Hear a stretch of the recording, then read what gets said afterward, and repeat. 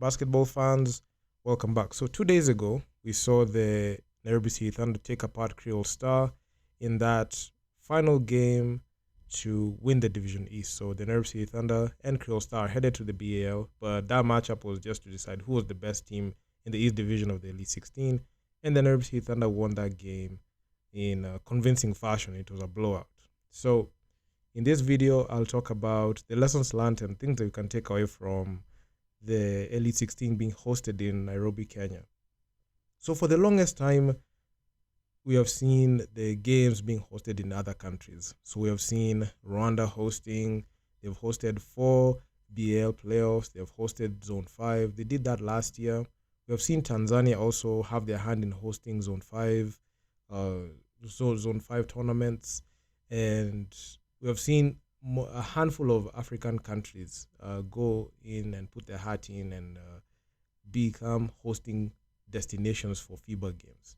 And we have seen the emergence of countries with their powerhouse arenas. We have seen the BK Arena for Rwanda. We have seen the Dakar Arena in Senegal.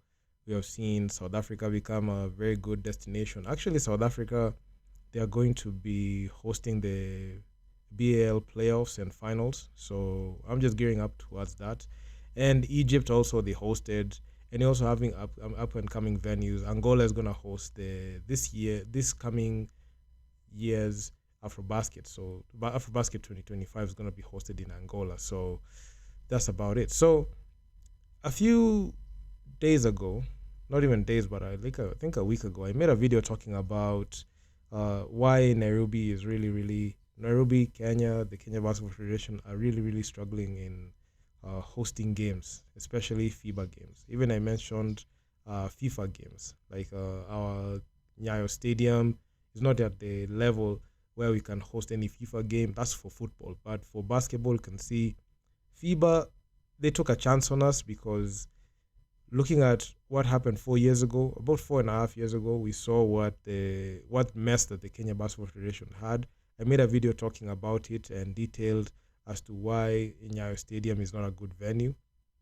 And also Kasarani, they had to do renovations quickly, hurriedly, so that they can be able to set up the venue to be good. And this year, and this road to BAL Elite 16, the Kenya Basketball Federation really, well, they were on their best behavior. There are no antics. I can't say they didn't have antics because, of course, they had. They pulled off a few things. I mean, there were a couple of, cleanliness things that happened. They changed the doors, they cleaned up the restrooms, they made sure that place is habitable for players and teams. They try to clean up, the things that they like to do last minute. Then we saw the first chink in their armor happen. So Thursday and Friday, the games, that last week, Thursday and Friday, we had the games starting at Nyayo, day 1 and day 2. And it was quite embarrassing for day 2 because that was Friday evening where a couple of people made some videos talking about, not even talking about, showing like the leaky roof, and something I even addressed in a video that I made when I saw that the Kenya Basketball Federation are committing Nyayo Indoor Gym and Kasarani Indoor Gym as being the places where the games are going to be played.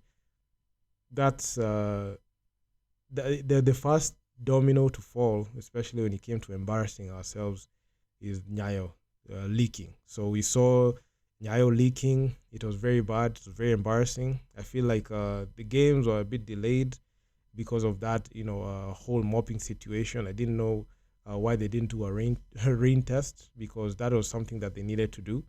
So it was very concerning because this was a very bad image, because the games are being streamed live to 2.9 million subscribers on FIBA's official YouTube channel. So this was it was quite embarrassing at that point.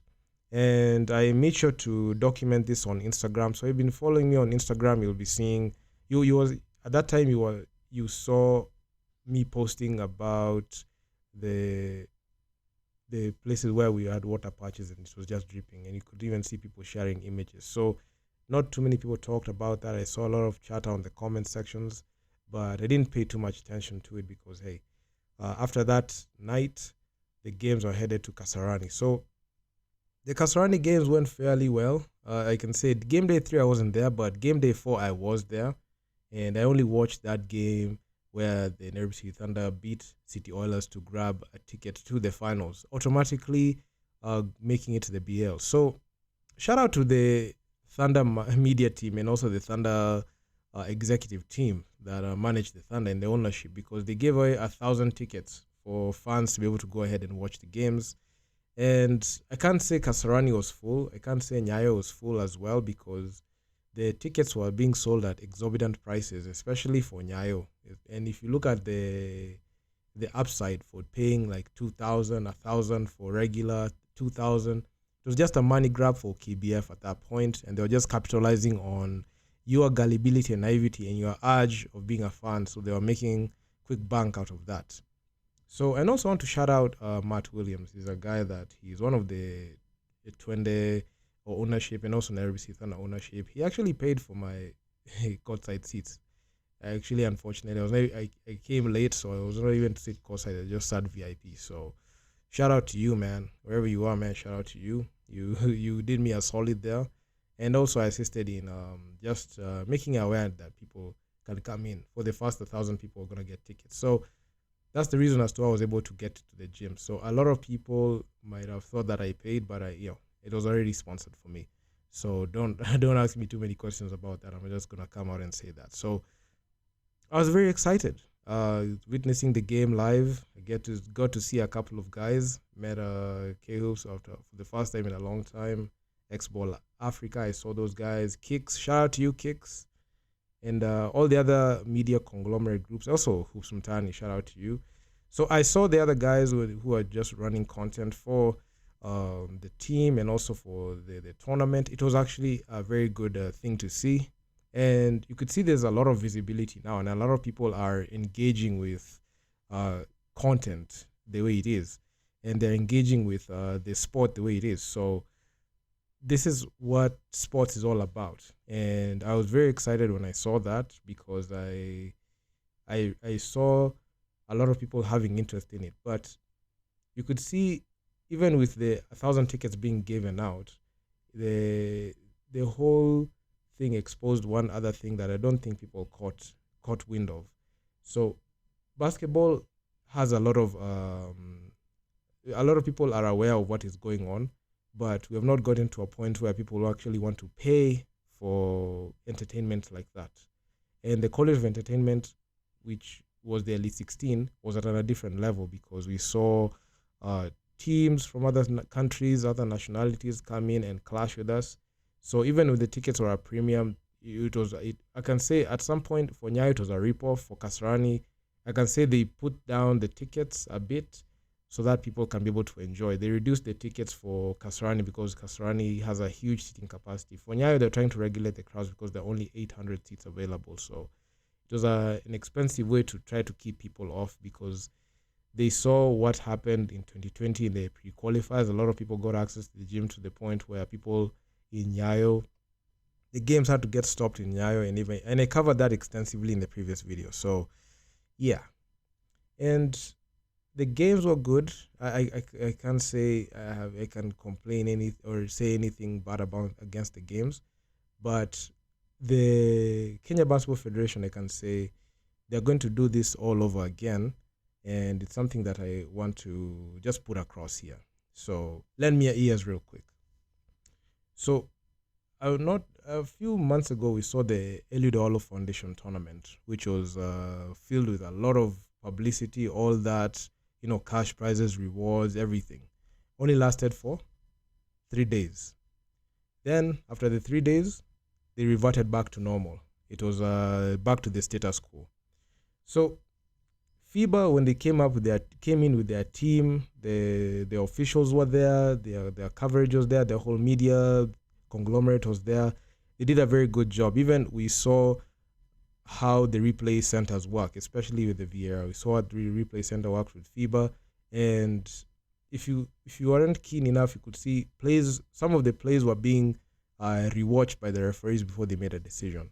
So this thing that the media tries to do, especially when it comes to internal media, let's say FIBA media, when they give those access to those clips to the refs so that they can make a decision, it shows the evolution of the game, where Kenya is has a long way to go when it comes back to that, because after this tournament, unfortunately, I can say it is a double-edged sword where it has good and bad things.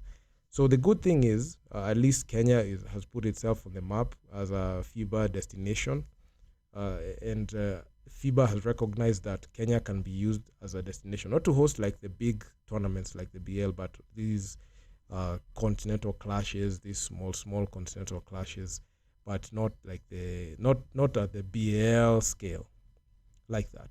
So they have identified that, and they have seen that Kenya has, changed their ways from last time, because last time it was very embarrassing about 4 years ago in the AfroBasket pre-qualifiers. So that was very sad. So this year, the federation were in the best behavior. They tried to avoid controversy, although they were not immune to it. And I tried calling them out because they should not take credit for the Thunder's success. The NRBC Thunder are different. They're a different entity and a different case in itself. And they're not a reflection of like basketball improving in Kenya, because they are only one team. You have 11 other teams that are very mediocre. KPA, Ulinzi, Equity, they're all mediocre. So the Thunder, they have lifted Kenya on the map, and they have lifted their brand and Kenya on the map, but not Kenyan basketball as a whole. That's one thing people fail to understand, because you can look at the Thunder in isolation, or you can look at them as a group and group them as a league. They're not a reflection of the league improving. They have never been. The only thing is KBF just knows how to do their operations consistently.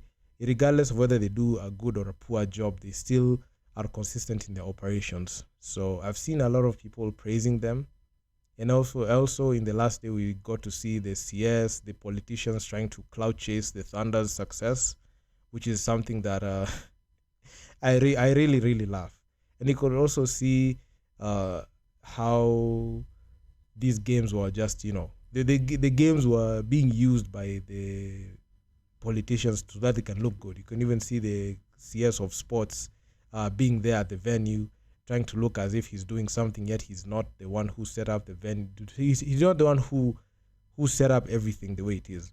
If it weren't for the Thunder success, they wouldn't be there. If it weren't for the Thunder putting together a team last year and going through this year, making sure that they have a team that is strong and formidable, they wouldn't be enjoying the fruits of this.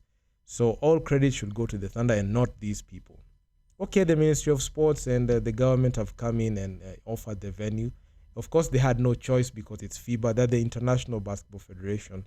Why would you not give them a venue? Have given you a platform, and why not give them a venue and they've given you a platform to showcase your own country? So they had no choice. So it's not like there was a lot of lobbying going on there.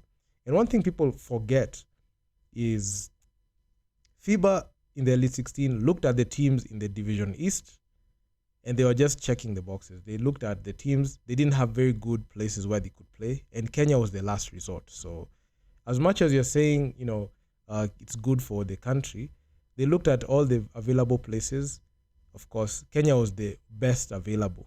Okay, I'm not saying Kenya has the best facilities, but Kenya was the only available place where they could go.